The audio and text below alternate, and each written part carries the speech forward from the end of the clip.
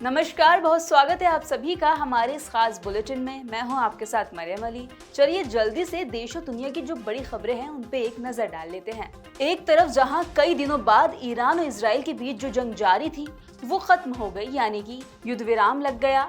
उसके बाद नई जंग शुरू हो गई है। वो जंग क्या है, आपको बता दें कि बीते दिन इजराइल के एक मंत्री ने एक आदेश पे दस्तखत कर दिए और वो क्या था, उन्होंने कहा है कि ईरान का जो सेंट्रल बैंक है उस समेत जो और फाइनेंशियल इंस्टीट्यूट्स है वो सभी आतंकी संगठन है। जी हाँ, इजराइल ने ईरान के सेंट्रल बैंक को आतंकी संगठन घोषित कर दिया क्योंकि वो चाहता है कि ईरान फाइनेंशियली तौर पर कमजोर हो जाए, उसकी कमर टूट जाए, लेकिन इसका दुनिया के कई देशों पर भी असर पड़ सकता है। आपको बता दें कि इजराइल ने ईरान के सेंट्रल बैंक, कई फाइनेंशियल इंस्टीट्यूट्स को आतंकी संगठन घोषित कर दिया। डिफेंस मिनिस्टर इजराइल के कार्ड्स ने बुधवार को इस आदेश पर सिग्नेचर भी कर दिए। इसका मकसद है कि ईरान की आर्थिक तौर पर कमर टूट जाए। साथ ही बताते चले कि अब कोई भी देश इन बैंकों इंस्टीट्यूट्स के साथ लेन देन करेगा तो इजराइल उस पर एक्शन ले सकता है, क्योंकि वो मानेगा कि आतंकी फंडिंग के लिए ये पैसा दिया जा रहा है और हो सकता है कि भारत पर भी इसका असर पड़े। अब आप सोच रहे होंगे कि इस बैंक में किसी भारतीय का पैसा जमा होगा, तो ऐसा बिल्कुल नहीं है, क्योंकि ईरान के सेंट्रल बैंक में आम लोगों का खाता नहीं खुलता। इससे सिर्फ सरकारों का लेन देन होता है, इसलिए सीधा असर सरकारों पर ही पड़ने वाला है। वैसे तो इजराइल ने इसलिए आतंकी संगठन घोषित किया है ताकि ये हिजबुल्लाह, हमास जैसे संगठनों को फंड ना दे पाए और जो भी सरकारें इस बैंक से डील करेंगी उन पर इजराइल की नजर रहेगी। इजराइल ऐसी संस्थाओं के साथ कामकाज बंद कर सकता है, वहीं उन पर बैन भी लगा सकता है। इटावा में जो कथावाचक के साथ घटना हुई थी, निंदनीय घटना, उस पर समाजवादी पार्टी के जो राष्ट्रीय अध्यक्ष हैं अखिलेश यादव, उन्होंने दोबारा बयान दिया है। उनका कहना है कि हमें बता दीजिए कि ऐसा किस ग्रंथ में लिखा है कि जो गैर ब्राह्मण है वो कथावाचक नहीं बन सकते, वो कथा नहीं कर सकते। इसी के साथ उन्होंने बीजेपी सरकार को भी घेरा है। अखिलेश यादव ने भाजपा पर निशाना साधते हुए कहा, अब भाजपा सरकार कुछ लोगों से घिनौनी बातें कहलवा रही है। दलितों पर अत्याचार सपा सरकार में ही रुकेगा। बताते चले कि पत्रकारों से बातचीत में अखिलेश यादव ने कहा कि पिछड़े, दलितों और अल्पसंख्यकों पर अत्याचार चरम पर है। उन्होंने कहा कि इटावा की घटना जिन परिवारों के साथ हुई उनका दर्द समझना होगा।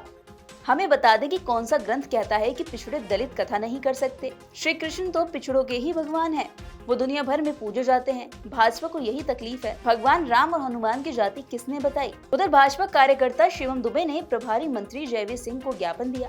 उन्होंने मांग की कि इटावा में हुए कथावाचक कांड की उच्च स्तरीय जांच कराई जाए। उन्होंने साथ ही कहा कि इस घटना के बाद से कुछ राजनीतिक ठेकेदार सोशल मीडिया पर सवर्ण समाज को निशाना बना रहे हैं और मामले की उच्च स्तरीय जांच करानी चाहिए ताकि दोषियों के खिलाफ कार्रवाई की जाए। वहीं शिरोमणि अकाली दल के वरिष्ठ नेता और पूर्व मंत्री बिक्रम सिंह मजीठिया को अमृतसर से उनके घर से विजिलेंस की टीम ने गिरफ्तार कर दिया। ये खबर बीते दिन की है। अब उसमें अपडेट ये आया है कि जो विजिलेंस टीम है उन्होंने गिरफ्तार किया, उसके बाद ऐसा कहना है रिपोर्ट्स की माने तो इनके पास आमदनी से ज्यादा संपत्ति थी। इसका केस दर्ज था और इसी के साथ ड्रग मनी और साथ ही जो इलीगल कारोबार है उसके सबूत भी टीम को मिले हैं। मजीठिया के खिलाफ मोहाली विजिलेंस थाने में आमदनी से ज्यादा संपत्ति रखने के आरोप में केस दर्ज किया गया। वहीं मीडिया रिपोर्ट्स की माने तो एफआईआर की जांच के दौरान एसआईटी को बिक्रम सिंह मजीठिया के खिलाफ ड्रग मनी और हवाला कारोबार करने के सबूत मिले। शुरुआती जांच में सामने आया कि 540 करोड़ रुपए से ज्यादा की संपत्ति बिक्रम सिंह मजीठिया ने इकट्ठा की है। ये संपत्ति मजीठिया ने मंत्री रहते हुए सत्ता का प्रभाव उपयोग करके बनाई। मंत्री बनने से पहले और बाद में संपत्ति का काफी अंतर है। विजिलेंस टीम को मजीठिया के अलग अलग ठिकानों पर छापे के दौरान अहम सबूत मिले।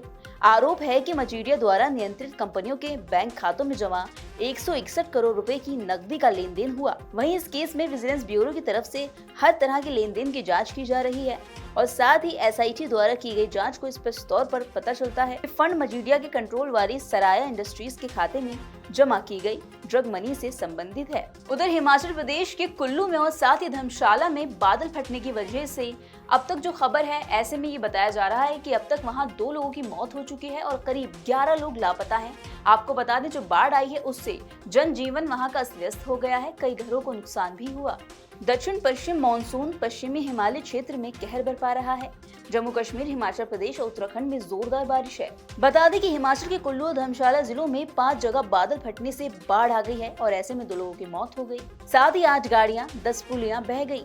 और एक बिजली परियोजना को भी काफी नुकसान हुआ। उधर उत्तराखंड में केदारनाथ धाम यात्रा मार्ग पर भारी भूस्खलन हो गया। चीन सीमा जोड़ने वाली सड़क पर मलबा आने से यातायात ठप हो गया। वहीं कई जगह मलबा भी इकट्ठा हो गया, जिससे यातायात ठप हो गया। जम्मू के कटरा में माता वैष्णो देवी धाम यात्रा मार्ग पर हिमकोटी में मलबा गिरने से यातायात 10 घंटे तक बाधित रही। एक तरफ जहां देश के कई राज्यों में कई हिस्सों में मूसलाधार बारिश हो रही है और बारिश की वजह से बाढ़ भी आ गई, तो वहीं दूसरी तरफ दिल्ली एनसीआर के लोग अभी भी अच्छी बारिश के लिए तरस रहे हैं।